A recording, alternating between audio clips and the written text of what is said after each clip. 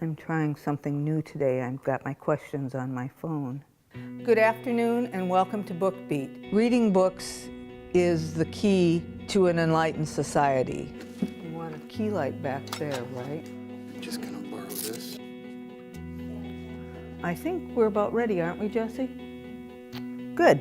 BookBeat is a show about books and book readers. A very odd combination of topics. We interview book club members.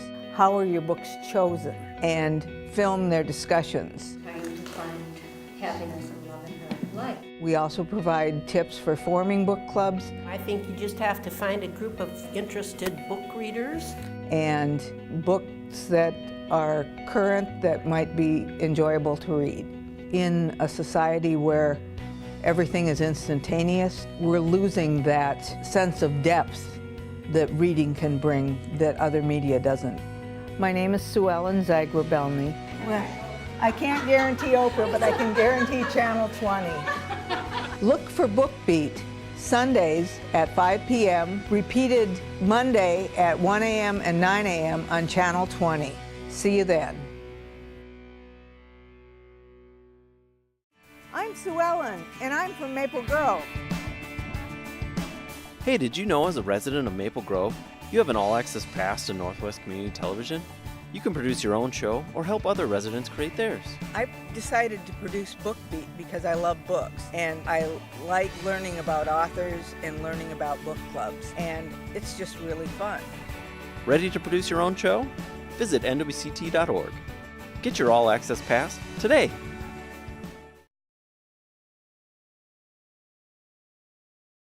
When you go to a baseball game, it's great fun to keep track of what happens.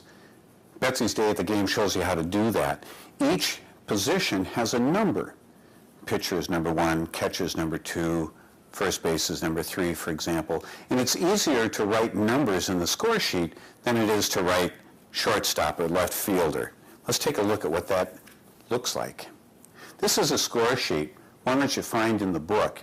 On the left-hand side, you're going to put the name of the player, then the position number. So if the player's first base, you're going to put a 3, for example, 6 for shortstop. Each one of these squares represents an at-bat. Let's take a look at one of these at-bats up close. We're going to assume that the batter hits a double, but there are 4 pitches that get thrown. The first pitch is low and away. That's called a ball. It's outside. Second pitch, same thing. Third pitch is a screaming fastball right down the middle, but the batter misses. So now the count is 2 balls and 1 strike. The fourth pitch, he's ready, and he whacks it way out in the outfield between left and center, all the way to the fence. He runs like crazy down to first base, and he turns, and he runs to second, and he stops. By then, they've thrown the ball back in, and he stays there. We don't know what happens to him. Maybe the batter after him hits him over to third, or maybe drives him home, in which case he'd score a run. We could fill in the square.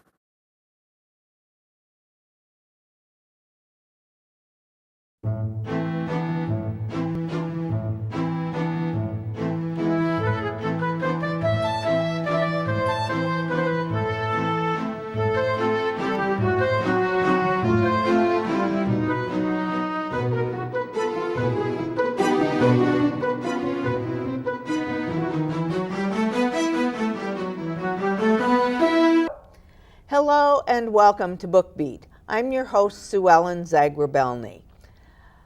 Our guest today is Greg Bancroft, author of Betsy's Day at the Game. Welcome, Greg. Thank you. It's my pleasure to be here. It's great to have you. We have a children's book called Betsy's Day at the Game. Tell me about it. Tell me how you came to write this book. Right.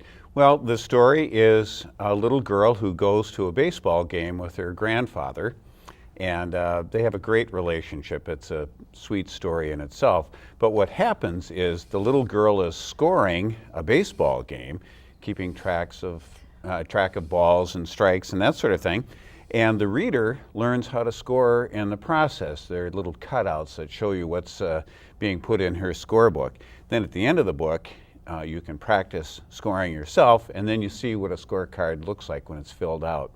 And it came as a result of my love of baseball. We are a great baseball family, and I've always wanted to teach kids how to score, and I was just so clunky the several attempts that I tried prior to this, and then one day I thought, well, why don't you just go to a baseball game? And that's what you do. You score when you're at a game. So I took this little girl to a baseball game in the story, applying elements of our family then through the years, and it came out, wow, fun. One of the features that we have at our house in our scorebooks is we journal in the margin so you can see what's going on in our family. And when I showed this to our publisher, Scarletta Press, which is now Mighty Media Press, I showed them the concept. I opened up my scorebook, and it was the week that our son had announced his engagement to our now daughter-in-law. And they said, wow, you can see the history of your family through the lens of baseball. Oh, how great. Yeah, that was another feature to the book. What was your relationship with the little girl? Well, Betsy is my daughter. Oh, really? Right. And she and I still to this day keep score when we go to a game. Our son, Peter, enjoys baseball. He played baseball, but he's not so much on scoring. He would rather just watch the game and not track everything.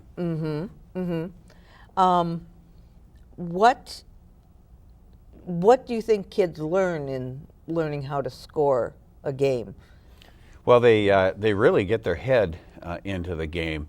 Our daughter was maybe second grade, something like that, and we were scoring. We would trade half innings as we were scoring. And at one point she said, oh man, I don't know why this guy's working so hard. I forget who the pitcher was, but somebody for the Minnesota Twins. And I said, why? What do you mean? And she said, this guy, whoever the batter was, this guy's only batting $185, meaning not a very good score. You know, his batting average was 185, not very good. And she said, well, the guy's only batting $185, and she opens up the scorebook and said, he struck out the last 2 times he was up, and the count was up like 3-1 or something like that. And how old was she? She was in second grade, something like that. Oh my gosh. And I said, well, what would you do? And she said, I'd throw something, I'd waste something, throw it low and away. The worst that could happen is he hits a ground ball, it's an easy out. And I'm looking down the row of fans there, and this guy's looking at this little girl talking to me like this, and I mouth, that's my girl. So, oh, that's terrific. Yeah, we flash forward a number of years. We met up in Baltimore, or I guess we were on a trip in Baltimore, and the two of us were taking in a baseball game, Camden Yards. We're watching the Orioles, and we're scoring. It was just a perfect day, and her nickname is Boo, just as Betsy in the story is. I said, hey, Boo, how long have we been doing this? And she said, oh, I don't know, maybe since first grade, something like that. I said, wow, that's a lot of baseball. And she put her arm, or her hand on my arm and said, a lot of good times, Dad. Oh. That was kind of sweet. Oh, that is sweet. And some of that sweetness comes through in the book as well. Mm-hmm. What about your background? What brought you to write a children's book? Yeah, well, I was a pastor and Navy chaplain for many years, and I've worked with, I don't know, hundreds of kids through the years, and camping programs or whatever, always telling stories, you know, or illustrating something through a story. And I write something every day of some kind or other. And somebody said, you know, you should start writing some of these stories down. And I said, okay. So I did. This is my first one. My doctorate is probably my first book that was published, but that's not a commercial enterprise. This is the first commercial enterprise. And the first book I published, and it was actually the first children's book from my publisher. Oh, really? Mm-hmm. Oh, how exciting. I see on your copy you have a sticker on it, and what is that about? Right. Well, that's thank you for asking. It's quite a prestigious award. It's called the Mom's Choice Award, and people from like Baby Einstein and others are on a panel, and they vet different products. So music, video games, books, all that. So if you don't know what to buy, you've never heard of such and so artist or whatever, but your grandkid wants that, well, I don't know if I can get that or not. You look for the Mom's Choice sticker, and you know that somebody has looked at it and said it's okay for kids. So 18,000 products from around the world were vetted, and mine won for children's literature. Oh, how exciting. Yeah. And when was that? About a year and a half ago. Uh-huh. And like I say, quite a prestigious award. And it was after the fact, so I noticed your copy does not have the sticker. You bought the book before it got the sticker. I'll have to get you a sticker. Oh, I would love that. I would love that. My great niece got the book for a present. Oh. And really enjoyed it. Oh, and good. It really helped her with her math skills. And I can imagine that that's something that really can help kids keeping track of balls and strikes and so forth. Oh, absolutely. There's so much in baseball. In fact, now there's a curriculum, a reading curriculum that's available online. You just go to mightymediapress.com and you can download it for free. And schools all across the country, as well as sports teams, baseball clubs for boys and girls, are using the reading curriculum in the book to help kids with reading skills. It's a very well written book, if I can say that. Absolutely. They're using it for reading skills. They're also using it for math skills, critical thinking skills. For example, if the game is on the line and your best hitter is coming up to bat, but he's in a slump, and you've got somebody sitting on the bench who currently is a hotter hitter. He's getting a lot more hits, but he's maybe not as good defensively. Wouldn't matter if you drove the run in, you'd win the game. So you're a coach, and who do you put in? Why? Oh, So I hadn't thought of something like that. right. So there's those kinds of things. One of the other pieces in the curriculum is just an outline of the girl's face, the cover where she's catching the ball, and you notice her tongue is sticking out. And I'll tell you something about that in a minute. But they have just the girl's face, and the exercise is, what was Betsy thinking when she caught the ball? And they have the kids imagine and put themselves in the story, and they write a little story about that. Oh, that's great. That's Yeah. great. You were going to tell me, About the tongue sticking out. yes, about the tongue sticking out. Well, when she concentrates really hard, her tongue sticks out a little bit. And this is the full picture of that. And you see she's stretching out to catch the ball, and she does catch the ball, and the crowd cheers. And of course, she's on the great big screen that's on the field, and they show it again. They cheer again when they see the little girl catch the ball. And then she leans into her grandpa, and grandpa says, "What's the matter, Boo?" And she says, "Well, when I concentrate really hard, my tongue sticks out a little bit." And I showed this to a group of girls. I have a little focus group of 10 to 12-year-old girls who read my manuscripts. And they all focused on the fact that her tongue was sticking out. And I said, "Well, girls, she just caught a ball." And they said, "Well, yeah, but her tongue was sticking out." They were aware of the fact that that's something that they would relate to. And so this little girl is leaning into her grandfather, and he hugs her the way grandpas do when they don't have words to help little girls feel better. Oh, that's wonderful. It's kind of sweet. And then earlier in the book, when she is filling out her scorecard, it may not show on the camera, but she's filling out her scorecard. You know, she's getting the names of the players down and their positions and all of that, getting set, you know, ready for the game. Her tongue is sticking out. Concentration. Concentration, and the grandpa's got his arm around the back of the seat, and he's leaning in, looking at her efforts, and they're talking to each other about the different players and the numbers assigned to the players. So like pitcher is number 1, catcher is number 2, first base is number 3, and so on. And then you put the order of the batting order. The batting order. By the number. There you go. Look at you. Well, I remember that much. Okay. I'm not a great baseball fan, but I do know a little bit about it. Yeah. Tell me about the illustrator for your book. Sure. Catherine Blackmore is a Disney illustrator, and she has a number of film credits on her resume, Disney Films, and just did a wonderful job. She asked me about the girl, how should she look? And I said, well, she's got to be a girl, but not a girly girl. At the same time, I don't want her to be a tomboy. And so she did a really great job. This book plate, you can tell, with the pleated skirt. She's got the t-shirt, got the pigtails in her baseball cap. I love the red high tops. Yes. And the tornado socks.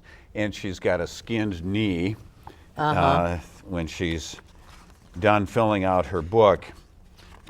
She and her grandfather get their hot dogs and sodas, and they're leaning back, and you can see her knee has got a skinned knee. There's a story behind that, you know. And what's the story behind that?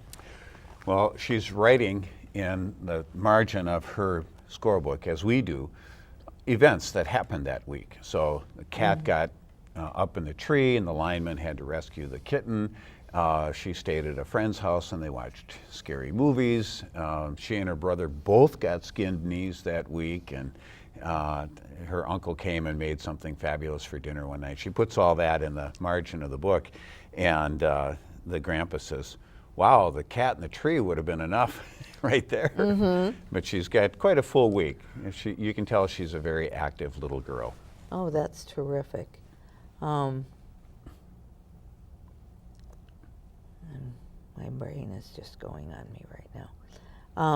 Talk a little bit about this focus group that you use. Right. So they're neighborhood girls who love to read, and their parents are great readers, and they're very supportive of the schools and that kind of thing. So for them, books are an important part of their lives, and they would give me some good feedback. This particular group of girls, although they like baseball, have never really scored a game. Well, I think that's true. Nobody has ever really scored a game. And I said, okay, I want you to read the manuscript without any coaching from me. I just want you to read it and see if you can understand it. And they only had one little correction in there, but everybody could understand what was being said, and they could follow along, and they could keep score. Yeah. And what's the age group of these girls? Well, they're 10 to 12. 10 to 12. Yeah. Are you looking to write some more books in this vein? Yep. Or I have 2 other manuscripts that I've submitted, and maybe we can start a writing campaign to the publisher. We need more Betsy. You know? Oh, that would be terrific. Shameless promotion there. Oh, nothing. Okay. But one is Betsy's Day in Goal, and she's in the hockey goal. So it's not soccer, but it's hockey. And the whole story is through the perspective of looking out through a goalie mask. Oh, how fun. And she's waiting for the puck to drop on the championship game, and she's talking to herself and psyching herself up and whatever, and then the game starts. And I interviewed about 60 girls for that, different position players. And, oh my goodness. Yeah. So the goalies in the room, I said, what do you like about being goalie? And they all said, love being hit. I said, with a puck? And they said, anything. Sticks, skates, kids, okay. The people playing defense, what do you like? Skating backwards. And then the ones skating in the wings. I like skating fast. And then the centers. I like being in the middle of everything. I said, oh, that's a good name for you then. And they said, oh yeah, I guess so. So there's that one. And then I have another one, Betsy's Day at the Helm, where she's sailing a large sailboat. Oh, really? Now, is she alone or is she with? No, she's with her family. And this is actually a true story. When we were up on Lake Superior, excuse me, and she had this thought, she looked and she said, hey Dad, can I drive? And I thought, well, sure, we're in the middle of Lake Superior, what could happen? You know, well, not in the middle, but we were on our way sailing in the Apostle Islands. And I said, sure. And so she's grabbing the wheel of the sailboat, and her little bird arms can barely reach the edge of the wheel, and she's got the thing heeled up, and she said, hey Dad, I'm the captain. And I said, yes, that's true, thinking, oh, uh-oh, because you have to keep ahead of this little girl. And she said, so we could come about. And I said, we could, let's rehearse the commands. And so we did that, and she's tacking and so on. But it just shows this little girl who's empowered, who has control of this big boat with all these people on board. And that's a fun story as well. So I'm hoping that those two will get published this year, and we'll see more Betsy out there. I hope so. I hope so. Talk a little bit about your background. I met you at Hamline University, and you were there talking about your books and selling your books. What brought you into writing children's books? Yeah, excuse me. So I was at Hamline, actually through my wife. She's a graduate of Hamline, and I was there just 1 year. And excuse me. It actually ended up being and this is just a little side note. It ended up being a life-changing year for me. That 1 year at Hamline, I changed majors. Went back to the University of Minnesota, ended up going to seminary and getting ordained and all that. It set me on my career path that 1 year at Hamline. But my wife graduated from Hamline. So I was there. It was in conjunction with homecoming, a celebration of artists or something like that. Yes. Various forms of creative endeavors anyway. And so that was great to be able to promote the book there. And then I have been writing and teaching and working with kids for many years. As I mentioned, I was a pastor for many years, a youth worker for many years in the Navy, and have told stories for years and years, written stories for years and years, but have never published anything. So this was my first attempt, but I was grateful that it got picked up, and somebody like Catherine, who's a Disney artist, the caliber of her being the illustrator for my book, I mean, what an incredible experience for me. Oh, yes. Do you write every day? I do. Yep, something. And I have journals that I keep to my grandchildren. It started when when I knew that my daughter was pregnant with our first grandchild, didn't know if it was a boy or a girl. But since then we've had 3 grandchildren, and I have journals to each one, and I write in pen on the paper so that I can physically alter the page. There's some texture to the page. And I want that because they live all across the country, and right now they're in my lap, and I have a connection to them as I'm writing on this piece of paper. But at some point in time, I will be in their lap, and they'll feel the texture, and we'll be physically connected even across dimensions, perhaps. Right. Have they seen? They have. They're now 5, 4, and 3, so they're only vaguely aware that Papa is doing something. And there are no illustrations, of course, so they don't really sit long enough to hear a whole lot. But my kids love it, and they just cherish that. And I've shared some of them with colleagues, and they're really moved by some of the stories. Oh, that's terrific. That is really great. I'd like to get back to Betsy for a little bit, because I think it would be really interesting for people to find out how to score a baseball game. Yeah, very good. Could you tell us how to start? What would we look for? Yep. So let's, if we can, I don't know if we can zero in close enough on the score sheet. If not, I'll do. Do a close-up. Yes. So this would illustrate a whole game, this whole page. And each one of these squares represents one at-bat. Okay. Okay. So, and you've got the players listed on the side and their position number. So you don't have to write shortstop in here, for example. You can just put the number 6. Mm-hmm. You don't have to write second base. You know, you just put 4. Now, is this the player 0 to whatever? No, this is the player. So Johnson, Gonzalez, all the way down, right? And then their number. So number 42, number 13. Oh, okay. Their Is it in the jersey batting number. order, though? Yep, and this is in the order that they come to bat. Okay. Okay, and then the position that they play is listed here. So 3, 4, center field, number 8. Okay. Down like that. So then they come up to bat, and you'll see this when you get the close-up, but each one of these little squares looks like a baseball diamond. Mm-hmm. Okay? So down at the bottom is home plate. Maybe I could use a pen to stick this, okay? So down at the bottom is home plate, and then first base, second base, third base, all right? And then over here, you have 3, 2, 1, and 2, 1.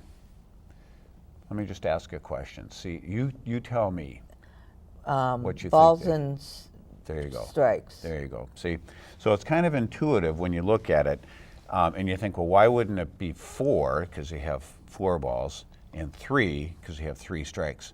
Well, because if it is 3 strikes, then you're out. You're out. You don't need to mark that. You just put a K for a strikeout. Oh. Okay. Okay. So, and then it saves space. Right. Okay. So let's assume that the person at bat is standing there, and a ball comes in. The pitcher is throwing a really hard ball, but he misses. It's off the plate, we say. So it doesn't go over the plate, and it's too high or too low. Okay, so it's outside the strike zone. Okay. That would be called a ball. So you mark just a line through 1. So you look at it, and the count is now 1-0. 1 ball, no strikes. Keep going that way. Now let's assume the second one in is also a ball. So now it's 2-0. 2 balls, no strikes. And the batter is ready, and now here comes a fastball right down the center of the plate, just right in the middle of the strike zone, and the batter's going to swing and hit it over the fence, right? Oh, he misses. Or he looks at it. Or he looks at it, yeah. Keeps the bat on his shoulder. Worst thing in the world. So now it's 2 balls and 1 strike. Okay, well, now he's mad. He said, okay, I let that one go by. I'm going to get this next one. Here comes another one, and he hits that one, let's say. And let's say he hits it between the left fielder and the center fielder. That's called in the gap. So he hits it in the gap. So it goes all the way to the fence. It rolls to the fence. He runs down to first base, turns a corner, and he sees that he can make it to second base, and he runs and he slides into second base. So I would draw a line from home plate to first to second. So now I've got a darkened line. And so now I know that guy's on second base. Okay. Okay. Now let's assume the next person up, first pitch, hits it over the fence. So he gets a home run. So he would go all the way around the bases. I would fill in that, designating a home run. And this guy also scores. So he's ahead of him, and I would fill in that one. So we call that a 2-run homer. Okay. Okay, so now the score is 2-0. Okay. And we keep going through the game that way, through the innings, and when you're at the third out, then you just draw a line there, and you know that in the second inning you're going to start down here with this batter. In the second column. In the second column. Okay. And then the third inning, maybe you're starting here, depending on what happens here. So then you can see how the game went. Now, if it's 1, 2, 3, the pitcher is just amazing. He's getting 3 up, 3 down every inning. So that's the first inning, and then the second inning, and then the third inning. I mean, the guy is really hot, So- just mowing them down, you know. And maybe making a perfect game. Perfect game. That would be amazing. A perfect game is no hits, no runs, no walks. Okay? It's probably the hardest thing to do in baseball. There have not been very many perfect games ever in the history of baseball. And then what is a no-hitter? Well, a no-hitter is a little easier to do, but still difficult. It means that the pitching was so good that nobody got on base by way of a hit. So they may have hit the ball, okay, but the shortstop would have scooped it up and thrown it to first. So that would be a 6-3.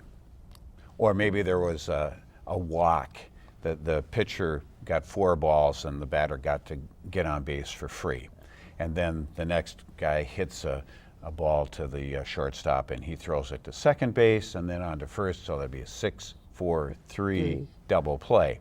So it doesn't mean that the batters missed all the balls. It just means that every single time that somebody was up, there was no hit. Okay. Okay. So he didn't get it safely over the head of the second baseman and dribbled into right field or something. Okay. What about errors? Yep. Errors is another one. And this is a little bit subjective, although there are some pretty good standards out there. I actually met the fellow who is the official scorer for the Minnesota Twins. Oh my goodness. And if I could think of his name right now, I'd tell it to you. Well, I can see his book. We'll Google it and add it. And add it at the end. Oh, I'm so sorry. I can see his book. Anyway, he's up there every game, and he determines whether or not this professional major league ball player could have grabbed that ball and made the out. Oh my goodness. Okay, so you know the field is just perfectly manicured. The dirt is perfectly manicured. It wasn't the cow pasture that I played on when I was a kid, balls bouncing all over the place and whatever. You've got brand new baseballs, perfect, you know, baseballs, whatever, rubbed with Mississippi mud, by the way, so they're not as slippery. But anyway, so a really hard smash comes down the third base line, let's say, and the third baseman does his best to catch it. He gets it in his glove, and then he fumbles with it, you know, and throws the ball wildly to first base. Okay, over the first baseman's head. Soars. And he jumps and tries and he can't tries to catch reach it Yeah. and can't reach it. That would be an error. Okay. Okay, so that's not a good thing on a number of levels. One, the person gets on base, okay, when it would have been an out. The potential is now that guy represents a run.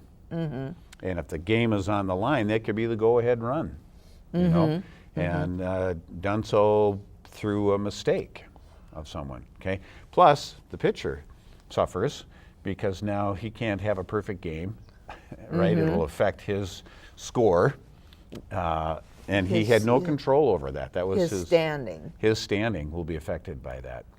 And how did they determine batting averages and what is it called, ERA? Yeah, ERA is separate. That's earned run average. So let's stick with this error for a minute. Okay. So the person is on first base and he got there by way of an error. Okay. A mistake. Okay. So he ends up scoring.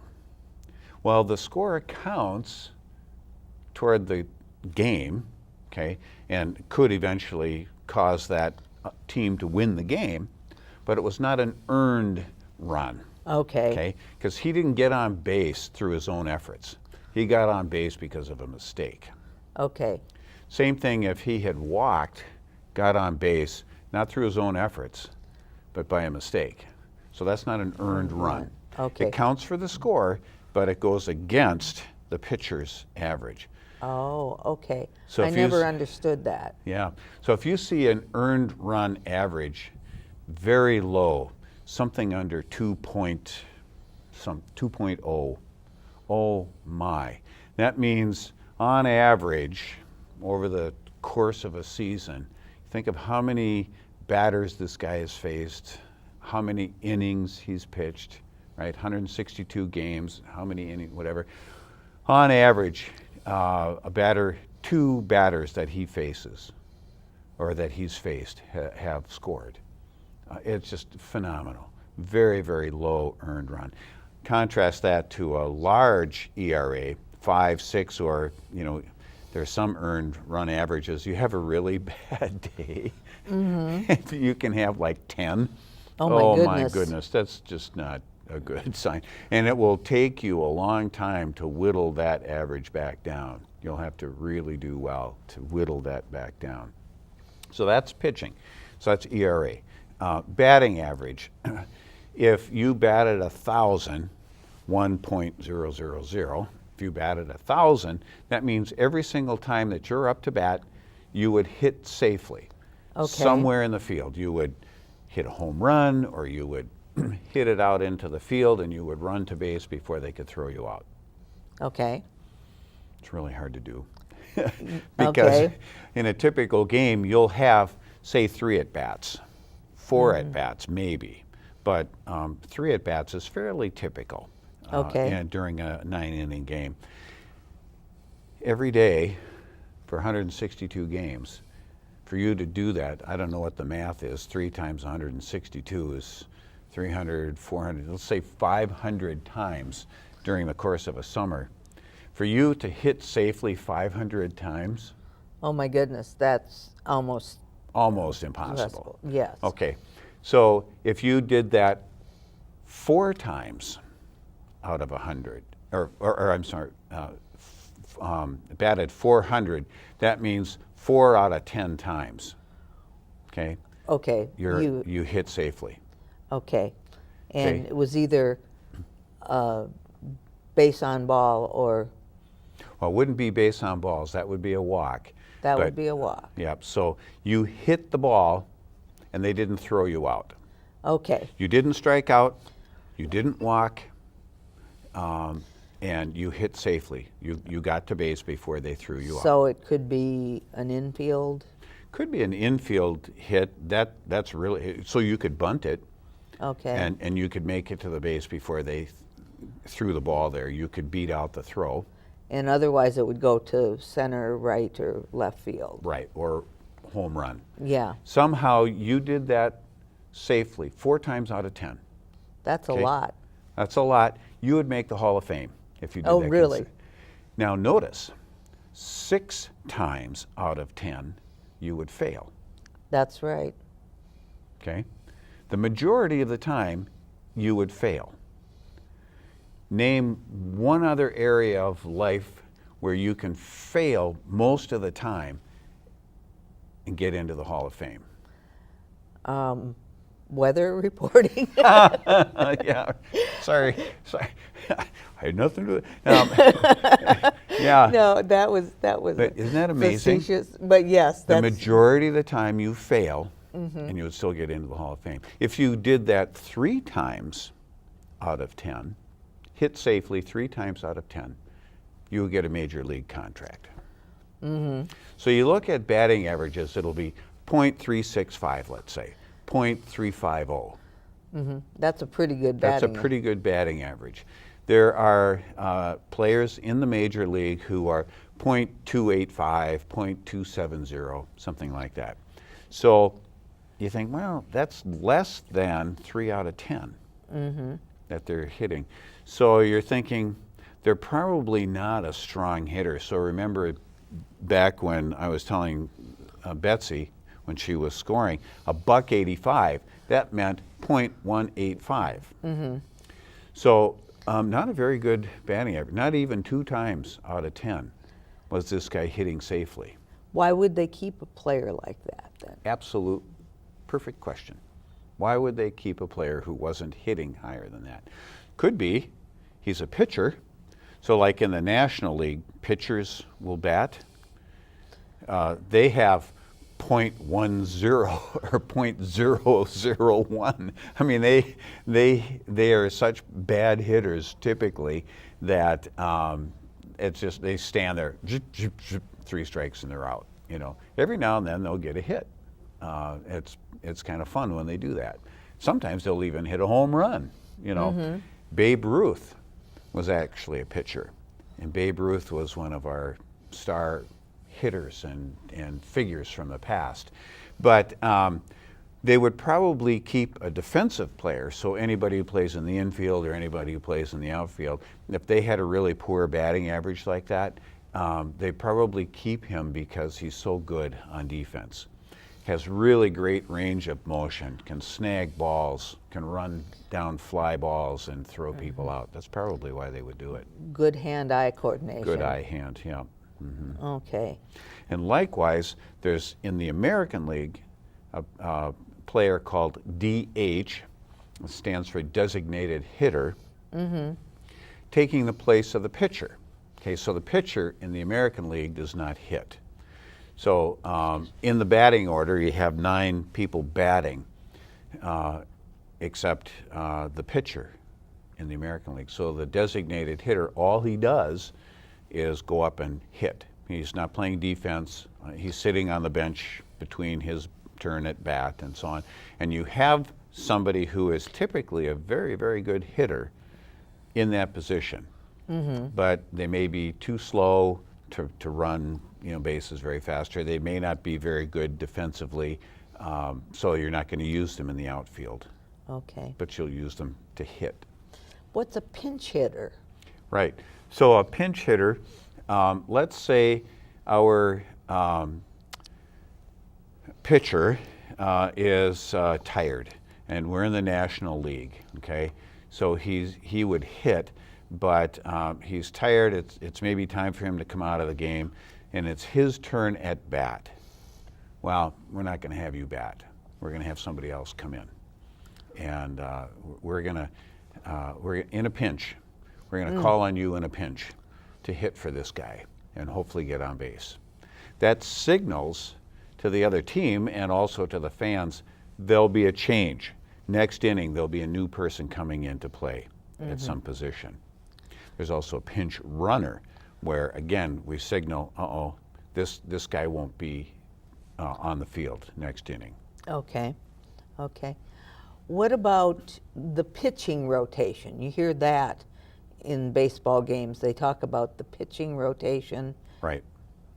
Yep. So you've got 4, maybe 5 really key starters. They're the guys who will go out and every 4th day, every 5th day, they're going to start the game. So if I'm a starting pitcher and I'm number 1 in the rotation, so that's usually the ace, they call them. So the best pitcher that we've got, okay? So I start game 1, opening day, okay? And then 4 or 5 days later, I'll start that game. Okay. 4 or 5 days after that, start another game, and so on. And then the second person up, and the 3rd person up, and so on. The idea is that these starting pitchers will get us far enough into the game so that we have what are called middle relievers. So they're people who come in maybe inning 7, inning 8. They can pitch a couple of innings. Maybe they come in inning 6, so 6, 7, and 8. They'll come in and pitch just a couple of innings. It has a slightly different psychology involved there. They're usually hard-throwing pitchers. They're used more frequently, so they could pitch today. A couple days from now, they could pitch again. you know, because their arms aren't getting worn out. They're not throwing as many pitches, right? And then you have a closer. Eddie Guardado is now the bullpen coach for the Twins. Used to call him Everyday Eddie. I don't know if you remember that. Okay. Everyday Eddie would come out almost every day to close them down. He'd get up there, ninth inning. You got to get 3 outs. And he'd stomp around. He was always stomping around. And he'd stomp around the mound. He'd get back up. He'd take the rosin bag and he'd throw it down. He'd stomp around. He'd look, throw a screaming fastball. Just strike one. You know, he's just so intense. And he would get 3 outs. The game would be over. And almost every day he'd be up there. So they call him Everyday Eddie. Oh, how fun. Glenn Perkins is now our closer. Left-handed player, young guy. Grew up in Stillwater, where I'm from, actually. Played for the University of Minnesota. He's turned out to be a really great closer for us. He began his major league career as a starter and struggled, actually, in that role.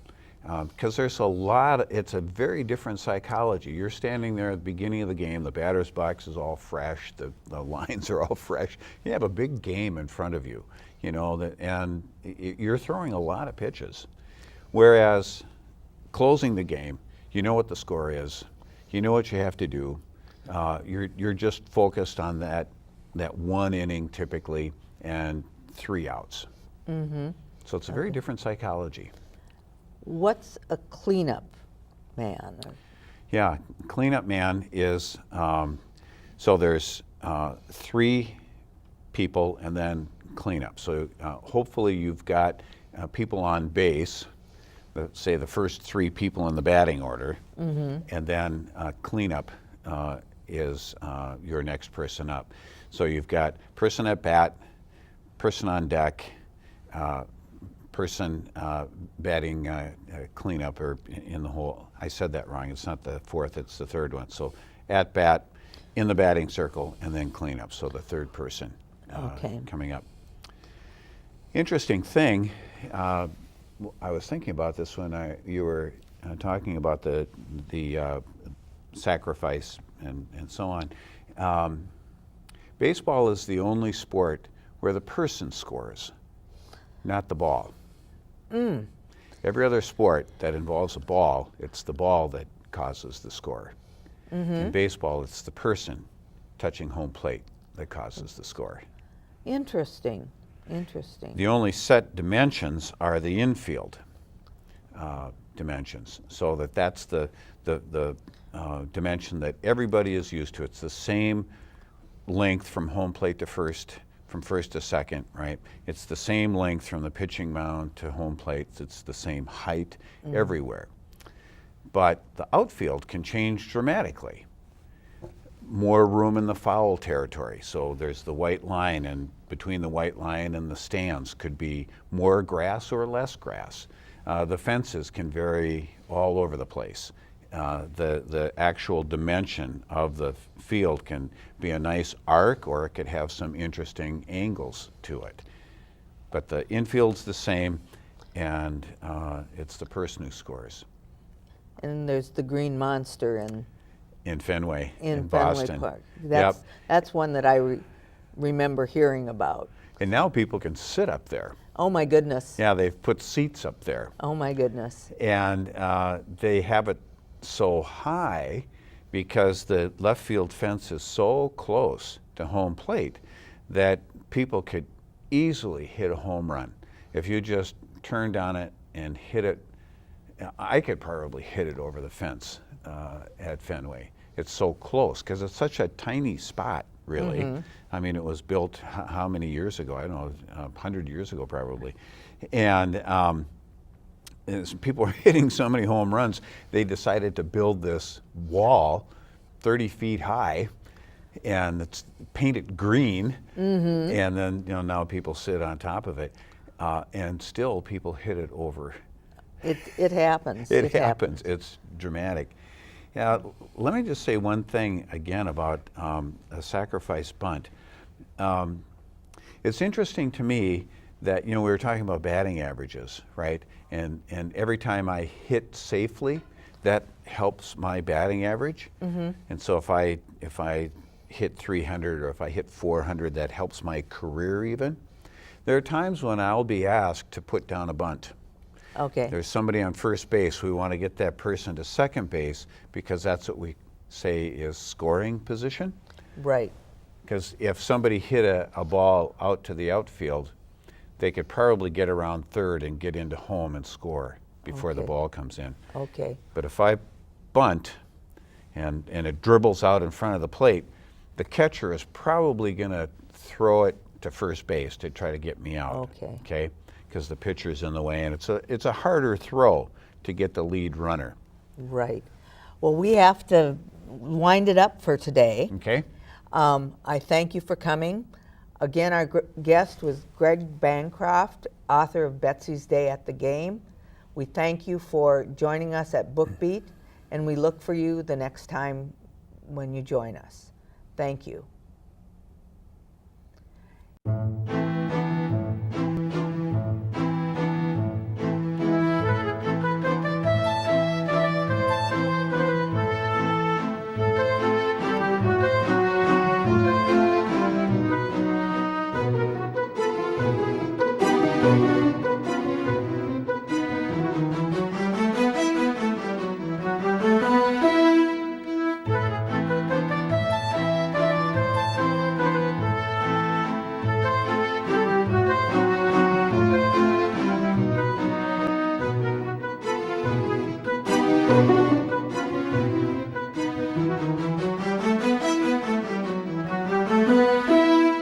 I'm Sue Ellen, and I'm from Maple Grove.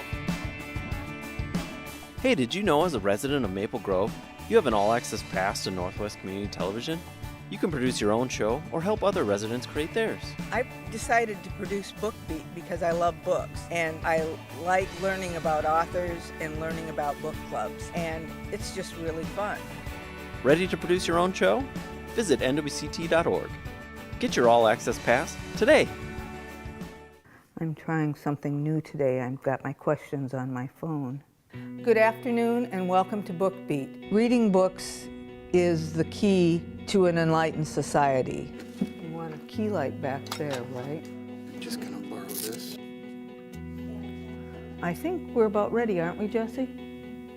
Good. BookBeat is a show about books and book readers. A very odd combination of topics. We interview book club members. How are your books chosen? And film their discussions. Trying to find happiness and love in her life. We also provide tips for forming book clubs I think you just have to find a group of interested book readers. and books that are current that might be enjoyable to read. In a society where everything is instantaneous, we're losing that sense of depth that reading can bring that other media doesn't. My name is Sue Ellen Zagrabelny. Well, I can't guarantee Oprah, but I can guarantee Channel 20. Look for BookBeat Sundays at 5 p.m., repeated Monday at 1 a.m. and 9 a.m. on Channel 20. See you then.